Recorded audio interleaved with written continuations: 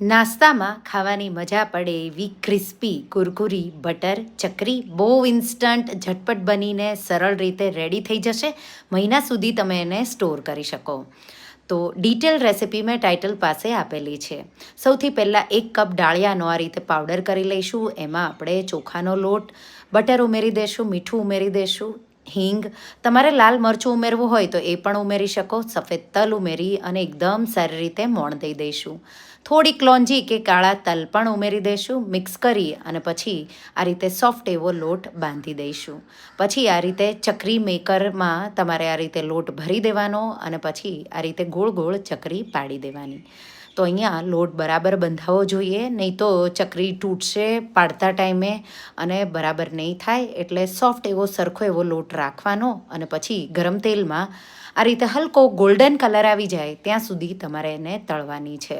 તો સફેદ કલર તમે જ્યારે તેલમાં નાખશો ત્યારે હશે, જ્યારે બહાર કાઢો ત્યારે હલકો આવો ગોલ્ડન અને એકદમ ક્રિસ્પી એવી તમારી ચકરી રેડી થઈ જશે. તો ઇન્સ્ટન્ટ આવી જો ચોખાની ચકરી ક્યારેય ટ્રાય ન કરી હોય તો એકવાર આ રેસિપી ટ્રાય કરજો. કોઈ એરટાઇટ ડબ્બામાં ભરી તમે મહિના સુધી સ્ટોર કરી શકો. બાળકોને લંચ બોક્સમાં કે ચા સાથે જ્યારે પણ મન થાય ત્યારે ખાઈ શકો. Thank you for watching.